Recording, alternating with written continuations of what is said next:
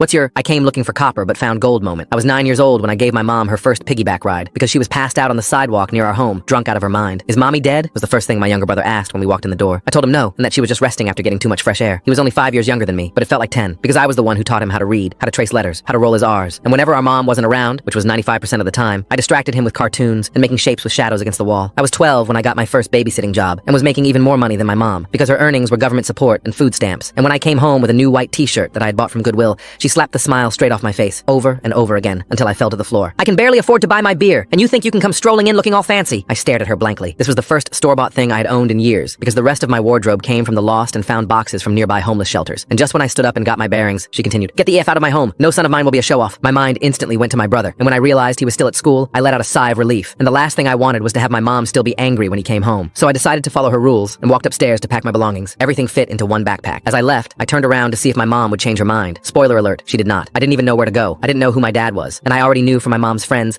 that all the local homeless shelters were full. I sort of just walked around for a while and let my feet do the navigating. And when the sky turned dark, I took refuge in my favorite playground, the one I always used to go to with Louie. So there I was, 12 years old, sitting on the swings at 11 p.m. when an adult came up to me. It was a woman with a soft voice. Her face was wrinkly, like she had smiled a lot in her life. "Why don't you go home?" she asked kindly. I looked her right in the eyes and smiled back without saying a word, as if I ever had one. We ended up talking for a while, and I gave her my address. She took my hand and brought me to her car. Turns out, she was a social worker. I thought she would drive me somewhere safe, but instead she drove me back home. When she knocked on the door, Louie answered, and he smiled so brightly it could have lit up the entire street. "Is this your brother?" she asked, her voice completely neutral. But there was a glimmer in her eyes that told me she was paying more attention than she was letting on. That night, I slept hidden under Louis's bed, and when I woke up in the middle of the night, his head was lying on my chest with his tiny arms wrapped around my neck. I stared at his soft face in a deep sleep, the way his lips curled upwards like he was having a good dream. That's when I knew he had to be protected, and I knew how our mom treated us wasn't okay, but I wanted the problem to go away by itself, and one day it did, or more specifically, the next morning, because that's when I heard someone banging on the door. My mom opened it, and I instantly recognized the voice. It was the same woman from the park. I crept down the stairs and saw a police officer standing beside her. He had one of those faces that seemed friendly, but looked like it could turn at any second. Luckily, my mom spotted me instantly and dragged me down the stairs at full force, because that was more than enough evidence for the officer to hold her down, while the social worker brought me and my brother into an emergency foster home. The parents basically treated me as a work slave, but it felt like nirvana, because they were treating Louie like he was one of their own, and that's all I wanted for him. In fact, they loved him so much that they wanted to adopt him, and since Louie told them that being housed with me was a non-negotiable, they took me in too. The process was actually extremely easy. Our mom didn't even fight for us, because the foster family paid her $50 to terminate her parenting rights to us, and she agreed without hesitation. Update: I'm now 17 and have spent my entire life working and studying. I have around $2,000 in my bank account. The family never really warmed up to me, but luckily Louie got the childhood I never had. Everything was going well until 6 months ago. My mom managed to track down what school I was attending, and I saw her waiting outside when school ended. I always figured she'd make her come back in one way or another, so I just asked her what she wanted. "You owe me," she said with a straight face. But I wasn't the same kid she dragged down the stairs anymore. I was almost an adult, so I told her to F off and just walked home. But that evening when Louie came home from soccer practice, he brought a guest. It was our mother. He told me I owed it to her to give her another chance. Full story on channel, link below.